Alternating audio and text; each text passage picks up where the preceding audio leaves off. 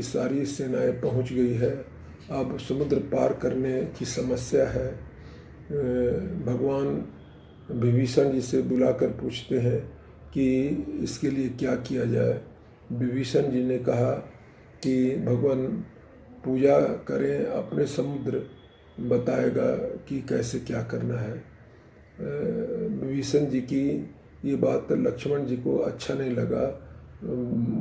लक्ष्मण जी ने कहा कि भाई तो ये रावण का ही है, और विलम्ब हो गया। 3 दिन तक भगवान पूजा किए, जब सागर नहीं आया तो क्रोध में आ गए और कहने लगे कि लक्ष्मण लाओ धनुष बाण, मैं इस सठ को बता दूंगा कि मैं क्या हूँ।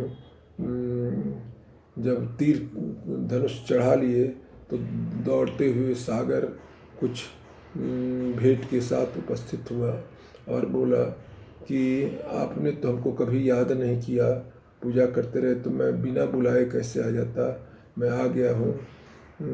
सो मेरी धृष्टता माफ, आप सक्षम हैं, इस समुद्र को सुखा सकते हैं, लेकिन इससे बड़ी जीव जंतु की मृत्यु हो जाएगी और ये ठीक नहीं होगा। तब फिर भगवान पूछे कि बताओ कि तब कैसे पार करें। तो उन्होंने कहा कि आपके दल में 2 व्यक्ति ऐसे हैं, नल नील, जिनको श्राप मिला हुआ है कि कोई भी चीज़ फेंकेंगे जल में तो उतला जाएगा, तो उनका उपयोग कीजिए। वो इंजीनियर भी हैं, पुल बनाने में माहिर हैं, इसलिए पत्थर देके उनके सहयोग से पुल बने और उस पर आपकी सेना जाएगी। जब तक पुल रहेगा लोग याद करेंगे। और ये तरीका भगवान को भी भाया, लेकिन बोले कि अब एक बार धनुष पर चढ़ जाता है तीर तो उसको मारना ही पड़ता है, बताओ अभी इसको किधर छोड़ें। समुद्र ने कहा कि उत्तर दिशा में ही छोड़ दीजिए, जिसमें खराब तत्व जो हैं सो सब खत्म हो जाएं, जिससे के प्रभाव से। भगवान ने वैसा ही किया और उसी अनुसार अपने श्रेष्ठ मंत्रियों को बुलाए और बोले कि अब तो ये हो गया है निर्णय, अब पुल बनाने का काम तेजी से किया जाए। जामवंत जी ने कहा कि भगवान आपका नाम ही ऐसा पुल है जिससे भवसागर से आदमी तर जाता है, तो ये तो उसके आगे बहुत तुच्छ चीज़ है, इसमें देरी नहीं लगेगी, सभी जुट जाएंगे तो एक साथ जुट जाएंगे तो विलंबता नहीं होगी। हनुमान जी ने कहा कि बड़वान नल से तो समुद्र का पानी खत्म ही हो गया था, ये तो राक्षस गण की पत्नियां और लोग इतना रोए हैं भय से कि उनके आंसुओं से ये पानी और खारा हो गया है। बंदर लोग हनुमान जी की ओर देख रहे हैं और राम जी के पास देख रहे हैं। कार्यक्रम स्टार्ट होता है, एकजुटता से कार्यक्रम स्टार्ट होता है। और जब सामूहिक रूप से कोई कार्य किया जाता है तो उसका फल अच्छा निकलता है, मजबूती आती है। एक लकड़ी का एक लकड़ी को दे दिया जाए तो वह तुरंत टूट जाती है, लेकिन लकड़ी के बंडल को दे दिया जाए तो तोड़ना कठिन होता है। ये बताता है कि समूह का महत्व है। एक कहानी है कि कुछ कबूतर जो है सो उनको सिखाया गया था कि तुम लोभ में मत पड़ना। वो याद कर रहे थे कि शिकारी आएगा, जाल बिछाएगा, दाना डालेगा, लोभ से मत फंसना। ये सब याद करते हुए जा रहे थे।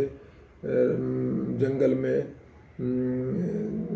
दिखाई दिया अन्न का दाना, उतरे सब खाने के लिए और जाल में फंस गए। फिर एक बूढ़ा उसी में था पक्षी, कहा कि सब एक साथ ताकत लगाइए। सब एक साथ ताकत लगाए और नेट को लेके ही उड़ गए। तो ये है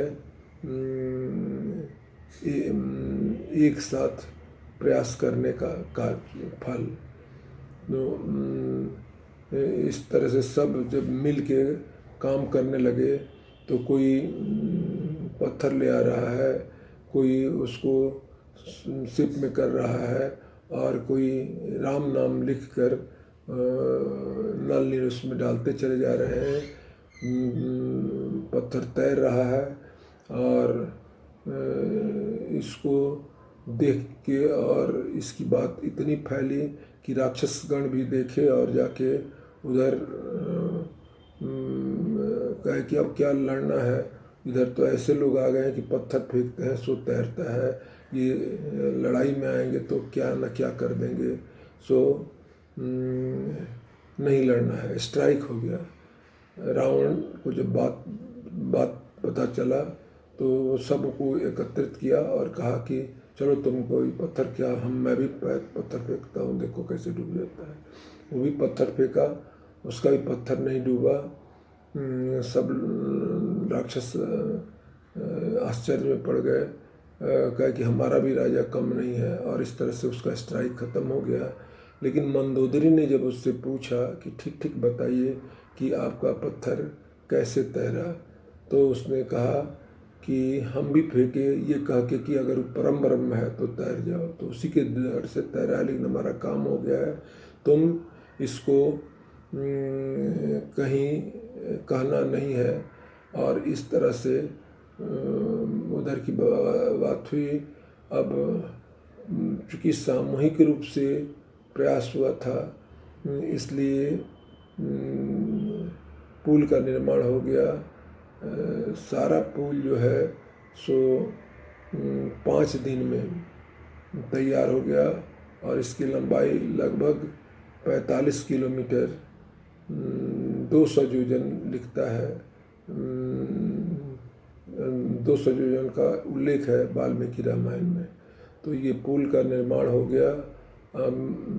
भगवान बोले कि पुल तो बन गया, लेकिन यह जगह बड़ा रमणीय है, और मेरी इच्छा है कि शंकर भगवान का भी बने। शंकर भगवान और भगवान में बड़ा ही घनिष्ठ संबंध है। भगवान कहते हैं कि जो शंकर का द्रोही है उसको हम सपनों में भी नहीं देखना चाहते हैं। तो उनकी इच्छा हुई कि भोलेनाथ का एक माने सुग्रीव जी को बोला गया। सुग्रीव जी एक से एक विद्वान लोगों को बुलाए और अनुष्ठान हुआ और रामेश्वरम की स्थापना हुई। रामेश्वरम की स्थापना हुई। आप शंकर भगवान और विष्णु भगवान दोनों एक ही से पूजे जाते हैं। एक ही मंदिर में दोनों का स्थान हिंदुस्तान में 2 ही जगह है। एक है हरिहरनाथ हाजीपुर, जो प्रजातंत्र की जननी है। कौनहारा घाट नारायणी के तट पर हरिहरनाथ का मंदिर है, जहाँ मेला लगता है। कौनहारा घाट ग्राह और गज की लड़ाई हुई थी। गज धृष्टता किया था, पानी में उसको नहीं जाना चाहिए था। वह थल का बड़ा जानवर है, लेकिन धृष्टता करके पानी में चला गया, और उसको जब खींच के ले जा रहा था ग्राह, तो एक फूल भगवान को फेंका कि बचाने के लिए। भगवान उस समय चौसर खेल रहे थे, इतनी तेज़ी से आए और ग्राह को हटा के गज को बचा के चारों हाथ में लेके पहुँचे। लक्ष्मी जी ने कहा कि आप कहाँ गए थे? तो बोले इसी गज को बचाने के लिए गए थे। देख रहे हैं तो ग्राह भी वहाँ पर था। पूछे कि ये कैसे आया? कहा कि आप इसको बचाने गए और ये भक्त का पैर पकड़ा हुआ था, तो इसकी तो और पूजा सटीक थी, इसलिए ये चलाया। वस्तुतः हम लोग एक अबू बिन अदम की कहानी पढ़ते हैं कि भगवान कहते हैं कि भक्त से भी अच्छा हमको भक्त की जो सेवा करता है उससे लगता है। तो इस तरह से रामेश्वरम की स्थापना हुई। भगवान ने कहा कि इसकी विशेषता ये है, एक और बात है कि हम लोग जो महाधाम की कल्पना करते हैं कि कितने महाधाम हैं, तो 4 आता है। उत्तर में बद्रीनाथ, दक्षिण में रामेश्वरम और इधर द्वारिका और जगन्नाथपुरी। इसमें भी देख लीजिए कि 3 में जो है सो विष्णु या विष्णु का स्वरूप है। जैसे बद्रीनाथ में नर नारायण के रूप में भगवान कृष्ण और अर्जुन की पूजा होती है। पुरी में 3 है, बलभद्र जी हैं, सुभद्रा जी हैं और पूरी भगवान है कृष्ण में हो गए। और द्वारिका में भगवान कृष्ण हैं। एक साउथ में ही है रामेश्वरम, जहाँ पर शंकर भगवान है। तो इसलिए रामेश्वरम की का बहुत महत्व है। भगवान बोले हैं कि जो इनका दर्शन करेगा वो हमारे लोक को जाएगा, और जो गंगा जल इन पर चढ़ाएगा सो मोक्ष की प्राप्ति करेगा। तो इस तरह से पुल का निर्माण हुआ, और पुल के निर्माण के बाद से सब सेना चली और पहुंच गई लंका ये करके। अब इसकी खबर रावण को जाता है, और रावण जो है सो घबराया हुआ है। और इधर भगवान जो कह रहे हैं कि हम लोग बहुत नज़दीक आ गए हैं, अब उन लोगों का उपद्रव अधिक होगा, इसलिए सिक्योरिटी को बढ़िया से बढ़ा दिया जाए ताकि रावण कुछ नहीं कर सके। और इस तरह से यहाँ सिक्योरिटी बढ़ा दी गई है। और इसके बाद प्रसंग आएगा जिसकी चर्चा हम लोग आगे कर चुके हैं। इसी में आगे आता है कि भगवान को कैसे हर लेके जाता है पाताल में, अहिरावण, ये सब है। और फिर हनुमान जी का उसमें रोल होता है। तो आगे कथा हम लोग ये सुनेंगे। अभी कथा को यहीं विराम दिया जाता है।